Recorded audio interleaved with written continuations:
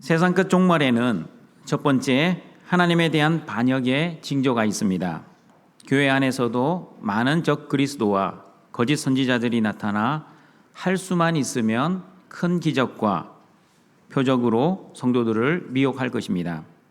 그러므로 하나님의 말씀과 올바른 복음으로 사람의 본능과 욕심을 미혹하는 가짜 복음, 다른 복음을 이겨내시기를 바랍니다.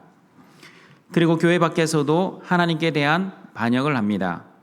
세상은 교회를 미워하고 박해하고 실족을 하게 하고 심지어 죽일 것입니다. 그러나 저와 여러분의 신분이 의를 위하여 박해를 받은 자라는 것을 기억하시고 하나님의 주실 은혜와 복을 기대하며 감사와 기쁨으로 환난을 맞이하시길 바랍니다. 두 번째, 세상 끝 종말에는 하나님의 심판을 보여주는 징조가 있습니다. 난리와 난리 소문, 민족이 민족을, 나라가 나라를 대적하는 인간사의 질서에 대한 하나님의 심판과 세계 곳곳의 기근과 지진, 전염병 등 자연세계 질서에 대한 하나님의 심판이 있을 것입니다. 그러나 세상은 심판받지만 하나님의 교회는 구원받는다는 믿음으로 잘 이겨내시길 바랍니다. 세 번째, 세상 끝 종말에는 하나님의 은혜를 보여주는 징조가 있습니다. 천국 복음이 모든 민족에게 증언되고 전파될 것입니다. 천국 복음이 땅끝까지 전파되면 예수님의 초림 때부터 예수님의 재림 때까지의 쉰텔레아의 시대가 끝이 나고 세상의 끝의 끝인 텔로스의 시대, 즉 예수님이 재림하실 것입니다. 오늘은 세상 끝 말세의 징조가 어떠한지 계속해서 예수님의 말씀을 듣고자 합니다. 마태복음 24장 15절입니다. 같이 읽어봅니다. 그러므로 너희가 선지자 다니엘이 말한 바 멸망에 가증한 것이 거룩한 곳에 선 것을 보거든 읽는 자는 깨달을진저. 선지자 다니엘이 어떻게 말씀하셨는지 다니엘 9장 27절 말씀 같이 읽어봅니다. 그가 장차 많은 사람들과 더불어 한 이래 동안에 언약을 굳게 맺고 그가 그 이래의 절반에 제사와 예물을 금지할 것이며 또 포악하여 가증한 것이 날개를 의지하여 설 것이며 또 이미 정한 종말까지 진노가 황폐하게 하는 자에게 쏟아지리라 하였느니라 하니라. 다니엘은 이미 정한 종말이 임하면 성전에서 제사와 예물이 금지되고 그리고 성전에 포악하고 가증한 우상이 날개를 의지하여 설 것이라고 예언하였습니다. 그러므로 멸망에 가증한 것이 거룩한 곳에 선다는 것은 하나님의 거룩한 성전에 우상이 세워질 것이라는 뜻입니다. 이 예언은 AD 70년 로마 디도 장군에 의해 예루살렘 성전의 파괴로 성취되었습니다. 로마 군대는 예루살렘 성전에 로마의 황제를 상징하는 황금으로 만든 독수리상을 세웠습니다. 그러나 여러분, 로마의 군대에 의해 예루살렘 성전이 파괴되기 전부터 예루살렘 성전에 가증한 우상이 있었다고 에스겔 8장 5절 6절은 말씀합니다. 같이 읽어봅니다. 그러나 내게 이르시되 인자야 이제 너는 눈을 들어 북쪽을 바라보라 하시기로 내가 눈을 들어 북쪽을 바라보니 제단문 어기 북쪽에 그 질투의 우상이 있더라. 그가 또 내게 이르시되 인자야 이스라엘 족속이 행하는 일을 보느냐 그들이 여기에서 크게 가증한 일을 행하여 나로 내 성소를 멀리 떠나게 하느니라. 너는 다시 다른 큰 가증한 일을 보리라 하시더라. 성전 안뜰로 들어가는 북쪽의 문에 하나님의 질투를 일으키는 우상이 서 있었습니다. 그 우상이 무엇을 의미하는지 예레미야 7장 8절과 11절을 같이 읽어봅니다. 보라, 너희가 무익한 거짓말을 의존하는도다. 너희가 도둑질하며 살인하며 간음하며 거짓 맹세하며 바알에게 분향하며 너희가 알지 못하는 다른 신들을 따르면서 내 이름으로 일컬음을 받는 이 집에 들어와서 내 앞에 서서 말하기를 우리가 구원을 얻었나이다 하느냐. 이는 이 모든 가증한 일을 행하려 함이로다.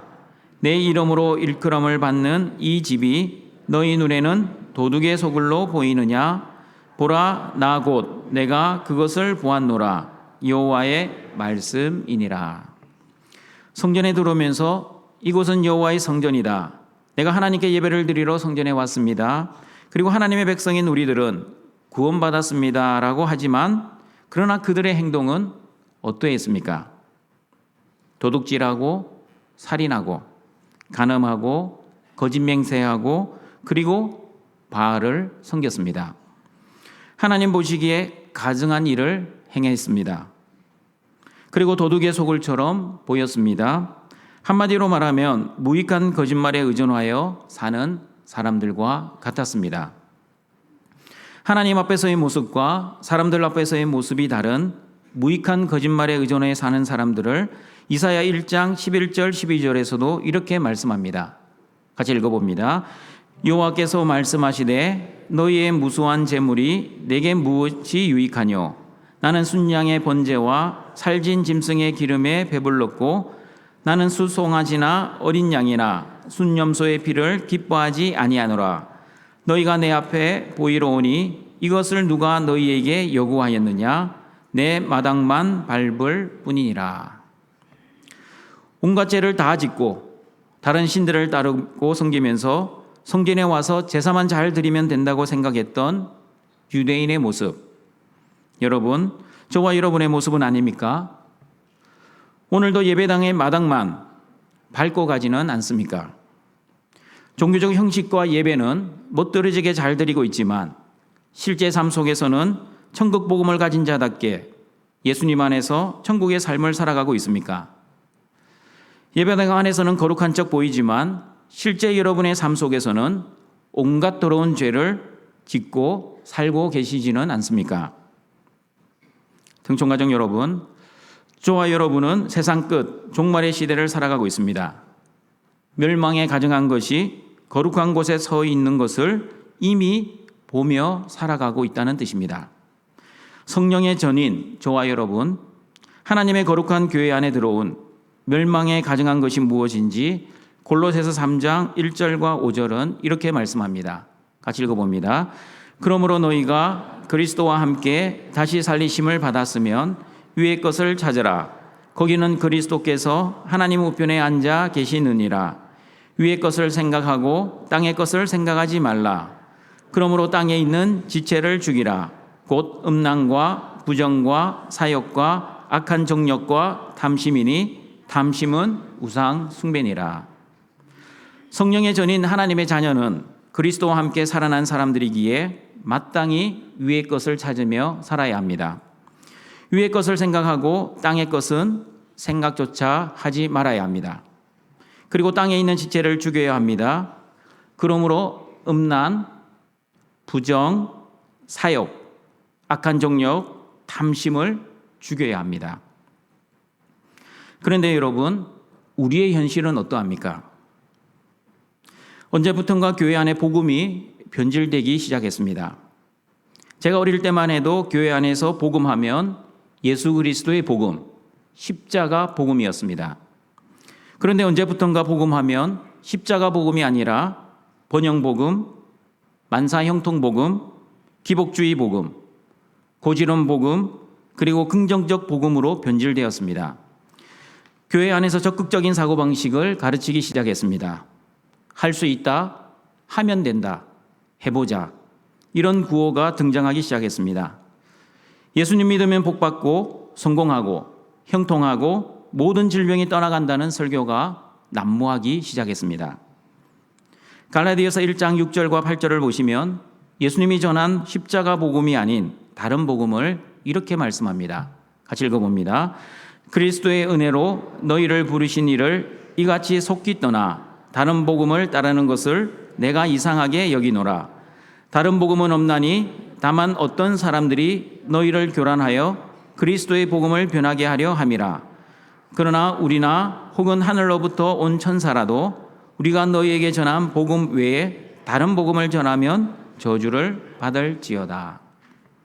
그리스도의 복음이 아닌 다른 복음을 전하면 천사가 전한다 할지라도 저주를 받게 될 것입니다. 그런데 여러분, 왜 이런 다른 복음이 교회 안에서 선포되기 시작했습니까? 번영 복음, 만사 형통 복음, 기복주의 복음, 고지론 복음, 그리고 긍정적 복음은 인간의 본능과 욕심에 딱 맞아 떨어지기 때문입니다. 모든 사람은 잘 먹고 잘 살고 싶어 합니다. 저주보단 복을 받기를 원합니다.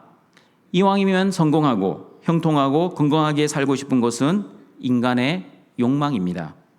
이런 인간의 욕심과 본능이 교회 안에 들어온 가짜 복음을 분별하지 못하고 오히려 가짜 복음에 열광을 하기 시작했습니다. 예수님 믿으면 성공하고 복받고 형통하고 건강하고 그리고 잘 먹고 잘 산다고 하는데 싫어할 사람이 어디에 있겠습니까? 그러나 여러분, 성경을 한번 잘 읽어보십시오. 예수님은 한 번도 다른 복음처럼 나 믿으면 잘 먹고 잘 살게 해줄게, 성공하고 형통하게 해줄게라고 약속하신 적이 없습니다. 오히려 예수님은 마태복음 16장 24절, 25절에서 이렇게 말씀하셨습니다. 같이 읽어봅니다. 이에 예수께서 제자들에게 이르시되 누구든지 나를 따라오려거든 자기를 부인하고 자기 십자가를 지고 나를 따를 것이니라. 누구든지 제 목숨을 구원하고자 하면 잃을 것이요 누구든지 나를 위하여 제 목숨을 잃으면 찾으리라. 예수님은 자기를 긍정하라고 하시지 않고 자기를 부인하라고 하셨습니다. 그리고 자기 십자가를 벗으려고 하지 말고 자기 십자가를 지라고 하셨습니다. 왜 자기를 부인하고 자기 십자가를 져야 합니까? 이 땅에서 자기를 긍정하고 자기 십자가를 벗어 목숨을 구원하고자 하면 오히려 영원한 목숨을 잃어버리게 되지만 이 땅에서 자기를 부인하고 자기 십자가를 지고 목숨을 잃으면 오히려 영원한 생명을 얻을 수 있기 때문입니다. 그러므로 여러분, 예수님을 믿는 하나님의 자녀들은 인간의 욕심으로 사는 존재가 아니라 예수님의 말씀으로 사는 존재, 그리고 인간의 본능으로 사는 존재가 아니라 성령의 능력으로 사는 존재입니다. 인간의 본능과 탐심대로 살면 우상 숭배의 죄를 짓게 되지만 하나님의 말씀과 성령의 은혜대로 살면 영원한 생명을 얻을 뿐만 아니라 하나님께 영광을 돌리며 살아갈 수 있게 됩니다. 그러므로 여러분의 본능과 욕심으로 자기를 긍정하려고 하는 다른 복음을 하나님의 말씀으로 제어하셔서 예수님의 말씀처럼 자기를 부인하려고 기도하시고 노력하시기를 바랍니다. 그리고 여러분의 정욕과 탐심으로 자기 십자가를 벗으려고 하는 가짜 복음을 성령의 은혜로 제어하셔서 예수님의 말씀처럼 자기 십자가를 감사와 기쁨으로 지려고 기도하시고 노력하시기를 바랍니다. 예수님께서도 인간의 본능과 욕심을 아시고 재물을 하나님과 금여하여 섬기지 말라고 마태복음 6장 24절에서도 말씀하셨습니다. 같이 읽어봅니다. 한 사람이 두 주인을 섬기지 못할 것이니 혹 이를 미워하고 저를 사랑하거나 혹 이를 중히 여기고 저를 경히 여김이라. 너희가 하나님과 재물을 겸하여 섬기지 못하느니라. 여러분, 모든 사람은 돈을 좋아합니다. 이럴 때 아멘 하셔야 됩니다. 제가 다시 말씀드립니다. 모든 사람은 돈을 좋아합니다. 혹시 이 자리에 돈 싫어하시는 분 있습니까? 그러면 그 싫은 돈 저에게 꼭 갖다 주시길 바랍니다. 제가 하나님을 위해 잘 사용하겠습니다. 모든 사람이 돈을 좋아하는 것은 여러분 인간의 본능입니다. 그러나 아무리 돈이 좋아도 돈을 하나님 자리에 올려놓지는 말아야 합니다. 그러므로 하나님의 말씀과 성령의 충만한 은혜로 돈을 좋아하는 그 인간의 본능을 제어하며 살아야 합니다. 특별히 히브리서 13장 5절과 6절의 말씀으로 여러분의 본능을 제어하시기를 바랍니다. 같이 읽어봅니다. 돈을 사랑하지 말고 있는 바를 족한 줄로 알라. 그가 친히 말씀하시기를 내가 결코 너희를 버리지 아니하고 너희를 떠나지 아니하리라 하셨느니라.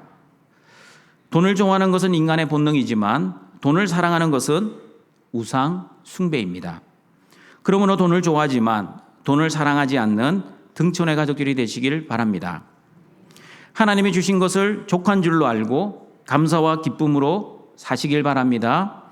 그리고 하나님이 주신 재물, 청지기 의식을 가지고 하나님 나라를 위해 잘 사용하시길 바랍니다. 그러므로 예수님을 믿는 사람은 돈을 얼마나 가지고 있든 예수님 안에서 천국의 삶을 살아야 합니다. 그리고 예수님을 믿는 사람, 다시 말하면 하나님의 사랑을 받은 사람은 형제 자매의 죄를 용서하며 살아야 합니다. 심지어 원수까지 용서하고 사랑하고 그 원수를 위해 기도해야 합니다. 저주의 기도가 아니라 축복의 기도입니다. 그러므로 예수님을 믿으면 현실의 상황에 상관없이 천국의 삶을 살아야 합니다. 천국의 삶을 사람은 반드시 두부지인과 평창감기, 말기 예전의 열매를 맺어야 합니다. 아직까지 모르는 사람을 위해 다시 말씀드립니다. 제가 두 하면 여러분이 두에 대한 내용을 읽어주시길 바랍니다. 제가 친절하게 자막을 준비해 왔습니다. 여러분이 외우시라고요. 자, 제가 운율을 먼저 띄웁니다. 두, 부, 지, 힘,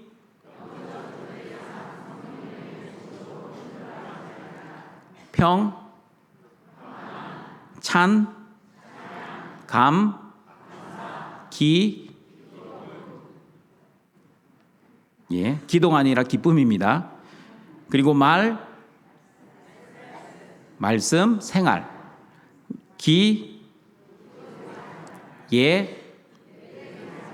전, 맞습니다. 예수님을 올바로 믿으면 이렇게 두부지인과 평창감기와 말기 예전의 열매를 마땅히 맺어야 합니다. 그리고 예수님을 올바로 믿으면 성령의 열매를 맺을 수 있습니다. 성령의 열매를 맺어야 예배당의 마당만 밟지 않고 하나님이 주시는 힘과 능력, 그리고 하나님의 은혜와 복을 누리며 천국 영생의 삶을 실제 여러분의 삶 속에서 살아갈 수 있습니다. 말세를 살아가는 등촌가족 여러분, 교회와 여러분의 삶 속에서 멸망에 가증한 것을 하나님의 말씀과 성령의 능력으로 제어하셔서 풍성한 성령의 열매를 맺으며 여러분의 환경에 상관없이 예수님과 함께 천국 영생의 삶을 반드시 살아가시길 바랍니다. 그러면 여러분, 멸망에 가증한 우상이 거룩한 성전에 선 것을 보면 저와 여러분은 어떻게 해야 하는지 마태복음 24장 16절, 18절 말씀 같이 읽어보겠습니다. 그때에 유대에 있는 자들은 산으로 도망할지어다. 지붕 위에 있는 자는 집 안에 있는 물건을 가지러 내려가지 말며 밭에 있는 자는 겉옷을 가지러 뒤로 돌이키지 말지어다. 여러분, 이 말씀은 말세에 어떻게 도망을 쳐야 하는지, 그리고 어디로 도망을 해야 하는지 그 방법과 장소를 말씀하는 것이 아니라 말세가 순식간에 갑자기 임한다는 것을 강조하는 말씀입니다. 말세에는 두 가지 말세가 있다고 말씀드렸습니다. 첫 번째 말세는 개인적 종말인 죽음입니다. 두 번째 말세는 우주적인 종말인 예수님의 재림입니다. 개인적 종말인 죽음과 우주적 종말인 예수님의 재림은 공통점이 있습니다. 언제, 어디서, 어떻게 임할지 아무도 모릅니다. 오직 하나님만 아십니다. 첫 번째, 시간입니다. 언제 죽음이 올지, 언제 예수님의 재림하실지 정확한 시간을 아는 사람은 없다고 데살로니가전서 5장 1절과 3절은 말씀합니다. 같이 읽어봅니다. 형제들아, 때와 시기에 관하여는 너희에게 쓸 것이 없음은 주의 날이 밤에 도둑같이 이를 줄을 너희 자신이 자세히 알기 때문이라. 그들이 평안하다 안전하다 할 그때에 임신한 여자에게 해산의 고통이 이른과 같이 멸망이 갑자기 그들에게 이르느니 결코 피하지 못하리라. 아무도 예상하지 못할 때, 평안하다 안전하다 할 그때에 죽음과 재림은 갑자기 임할 것입니다. 그런데 여러분, 한국교회 성도들에게 이상한 믿음이 있습니다. 일명 양치기 소년의 믿음입니다. 내가 살아있을 동안에는 절대 예수님이 재림하지 않을 거야. 내가 죽고 나서 한참 후에야 말세가 임할 거야 라는 믿음입니다. 그러나 여러분, 말세는 예수님의 초림으로 이미 시작되었습니다. 말세가 이미 시작되었다는 것은 무슨 의미입니까? 오늘이라도 예수님이 재림하실 수 있고 오늘 저녁이라도 죽음을 맞이할 수 있다는 뜻입니다. 이런 말씀을 하면 여전히 마음속으로 목사님이 주일날 재수없게 왜 죽음 이야기하시지라고 생각하시는 분이 있습니까? 여러분이 아무리 죽음을 재수없이 생각하셔도 반드시 죽음과 재림은 올 것입니다. 내가 원하는 때에 오면 좋겠지만 그러나 그날과 그때는 오직 하나님만 알고 계시기에 언제든지 오실 수 있고 그리고 오늘이라도 오실 수 있습니다. 어제는 부모님 차례였고 오늘은 내 차례가 될 수 있습니다. 그리고 내일은 우리 자녀들의 차례가 될 수 있습니다. 그러나 여러분, 이런 차례도 정확하지 않습니다. 자녀들이 부모님보다 먼저 가는 사람이 있습니다. 질병이나 사고로 자녀가 부모보다 먼저 죽음을 당할 수 있습니다. 그러므로 오는 순서는 있지만 가는 순서는 없다는 것을 기억하시고 언제 나의 죽음과 예수님의 재림이 올지 모르나 반드시 온다는 믿음으로 지혜롭게 준비하며 살아가시기를 바랍니다. 그러므로 죽음과 재림을 갑자기 당하지 마시고 지혜롭게 준비하셔서 자신의 죽음과 예수님의 재림을 소망하며 맞이하시는 등촌의 가족들이 되시기를 바랍니다. 두 번째 방법입니다. 죽음과 재림이 어떻게 임할지도 아무도 모르고 하나님만 아십니다. 여러분, 만약 지붕 위에 있다가 뇌출혈이나 심장마비처럼 갑자기 죽음을 맞이하면 집안에 있는 물건, 특별히 기중품, 돈이나 보석을 가지러 갈 시간이 있겠습니까? 예루살렘 성 밖에 있는 밭에서 일하고 있는데 성 안에 있는 집으로 겉옷을 가지러 갈 여유가 있겠습니까? 말세가 갑자기 임하면 지붕에 있는 자나 밭에서 일하는 사람이나 즉시 산으로 도망가야 합니다. 지체하지 말고 산으로 도망가야 살 수 있습니다. 그러면 말세를 살아가는 저와 여러분은 어떻게 해야 살 수 있습니까? 어떻게 해야 살 수 있는지 요한복음 3장 16절, 18절에 그 답이 있습니다. 같이 읽어봅니다. 하나님이 세상을 이처럼 사랑하사 독생자를 주셨으니 이는 그를 믿는 자마다 멸망하지 않고 영생을 얻게 하려 하심이라. 하나님이 그 아들을 세상에 보내신 것은 세상을 심판하려 하심이 아니요 그로 말미암아 세상의 구원을 받게 하려 하심이라. 그를 믿는 자는 심판을 받지 아니하는 것이요 믿지 아니하는 자는 하나님의 독생자의 이름을 믿지 아니하므로 벌써 심판을 받은 것이니라. 예수님을 믿어야 멸망하지 않고 영생을 얻을 수 있습니다. 그리고 예수님을 믿어야 심판을 받지 않고 구원을 받을 수 있습니다. 그러면 여러분, 예수님을 어떻게 믿어야 합니까? 조금 전에 말씀드린 것처럼 예수님 믿으면 성공하고 복받고 형통하고 건강해지고 잘 먹고 잘 살 수 있다는 것을 믿어야 합니까? 이것은 진짜 복음이 아니라 가짜 복음입니다. 진짜 복음은 예수님만을 나의 주와 그리스도로 믿어야 합니다. 예수님만이 나의 주인이시요 예수님만이 나의 구원자 그리스도 메시아로 믿어야 합니다. 어떤 사람도 어떤 재물도 어떤 능력도 저와 여러분의 지은 죄를 단번에 그리고 완전하게 용서해 주지 못합니다.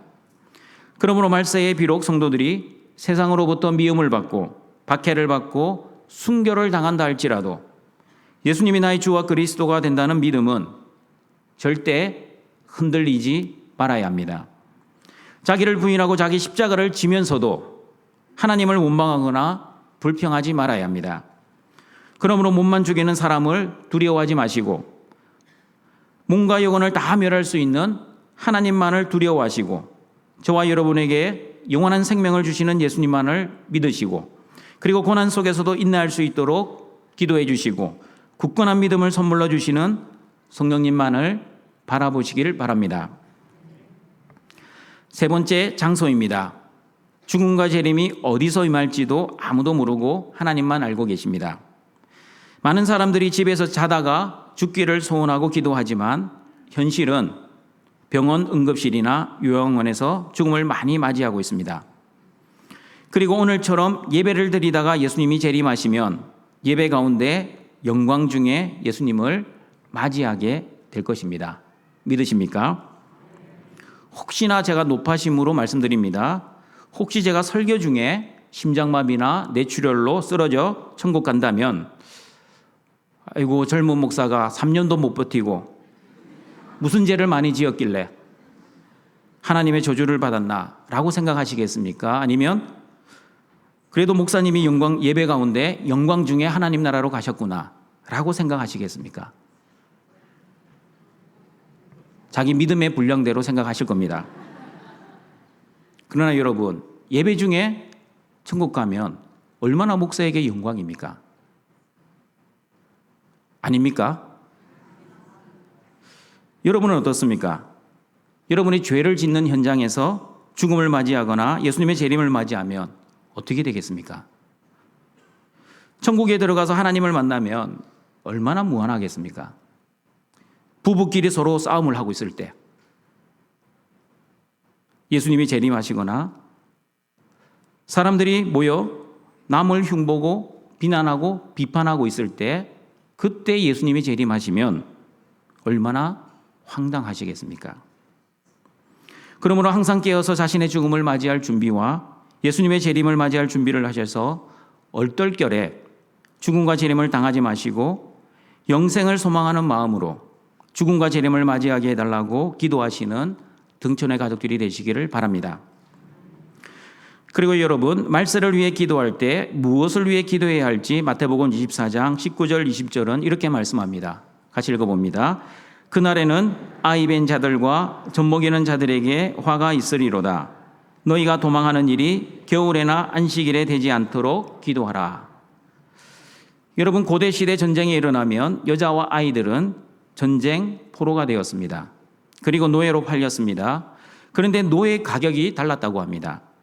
가장 비싼 사람은 처녀, 두 번째 비싼 사람은 어린아이, 세 번째는 결혼한 젊은 여자, 그리고 가장 비싸지 않고 싼 사람은 결혼한 늙은 여자입니다.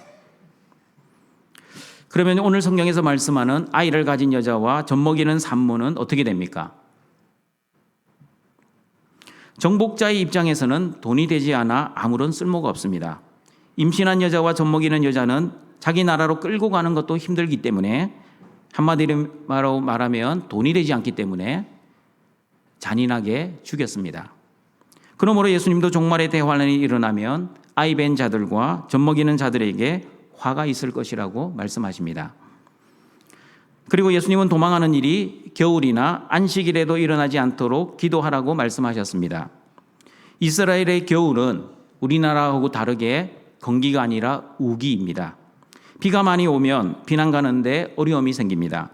그리고 예수님 당시 유대인들은 안식일에 걸어갈 수 있는 거리는 2,000 규빗으로 정해져 있습니다.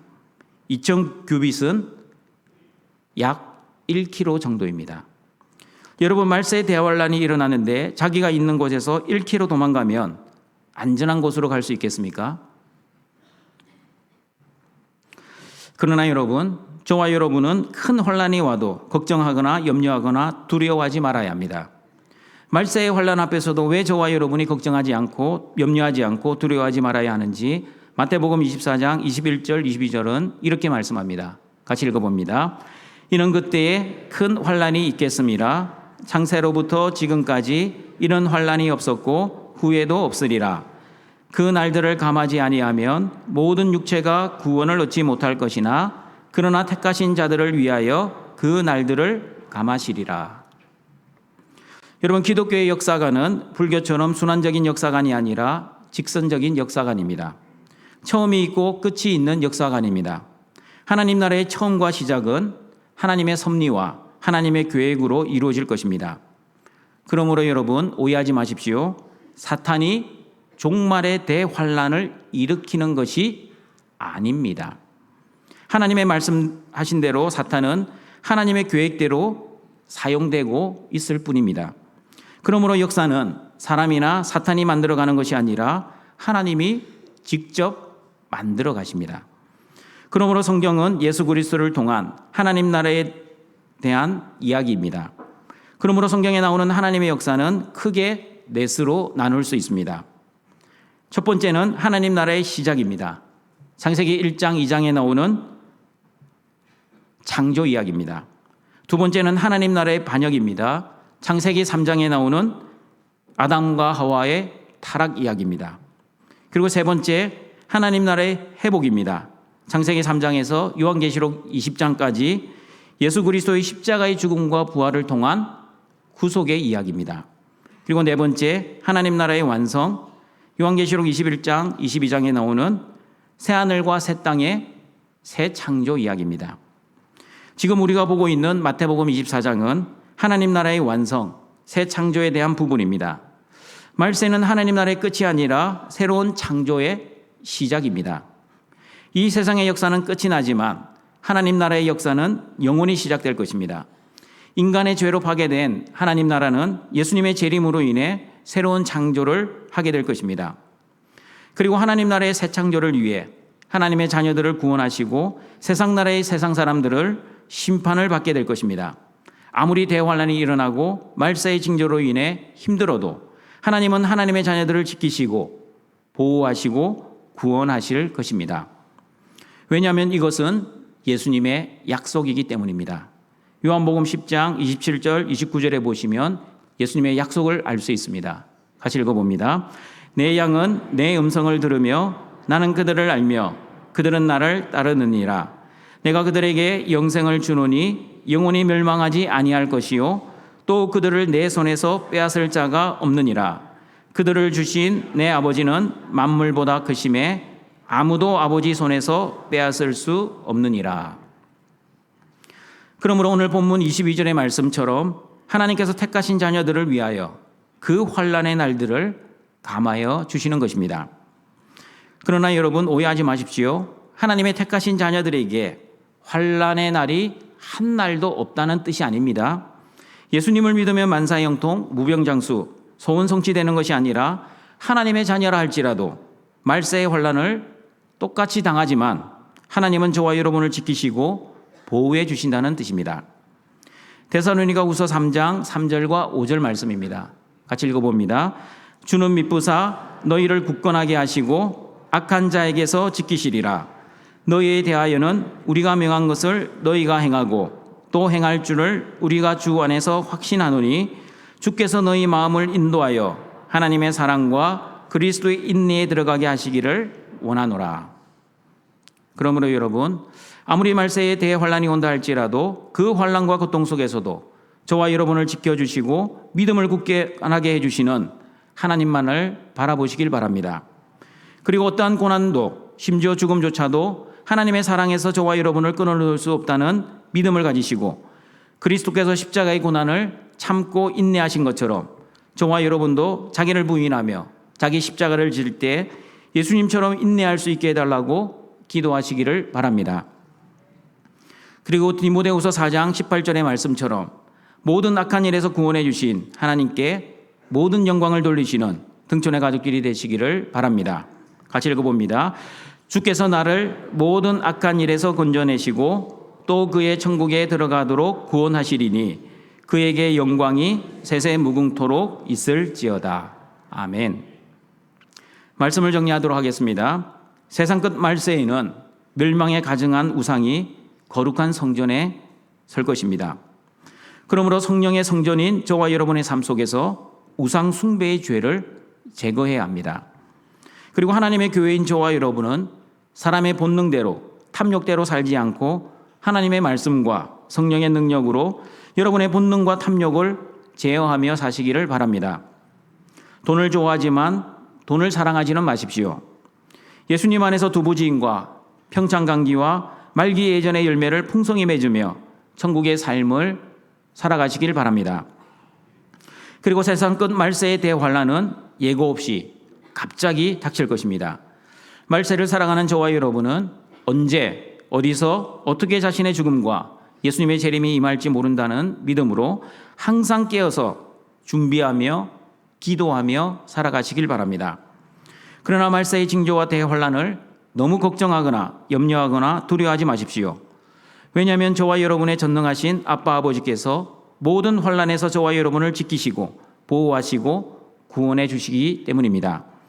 하나님의 크신 사랑과 예수 그리스도의 구원의 확신과 성령님이 주시는 믿음으로 말세의 대환란을 두려워하지 않고 인내하며 기도하며 소망하며 말세를 준비하시는 모든 등촌의 가족들이 되시길 주님의 이름으로 축원합니다. 사랑과 자비가 풍성하신 하나님 아버지, 십자가의 크신 사랑과 은혜로 허물과 죄로 이미 죽은 죄인들을 하나님의 자녀 삼아주시고 오늘도 예배자로 불러주시니 감사드립니다. 세상 끝 말세를 살아가는 모든 등촌의 가족들, 거룩한 성령의 성전이 되었기에 멸망에 가증한 우상 숭배의 죄를 범하지 않도록 하나님의 말씀과 성령의 충만한 은혜를 내려주셔서 우리의 본능과 욕심을 제어하며 살아갈 수 있게 하여 주시옵소서. 돈을 좋아하지만 돈을 하나님보다 더 사랑하지 않게 하시고 예수님 안에서 두부지인과 평창감기와 말기 예전에 풍성한 열매를 맺게 하시고 언제 어디서 어떻게 임할지 모르는 개인의 죽음과 예수님의 재림을 항상 깨어서 믿음으로 지혜롭게 준비하는 은혜를 내려 주시옵소서. 말세의 징조와 대환란을 너무 걱정하거나 두려워하지 않게 하시고 전능하신 하나님 임마누엘의 하나님께서 모든 환란에서 우리를 지켜주시고 보호하시고 구원해 주신다는 믿음으로 늘 기도하며 인내하며 승리하며 살아가는 우리 등촌의 가족들 되게 하여 주시옵소서. 예수님의 이름으로 기도드립니다. 아멘.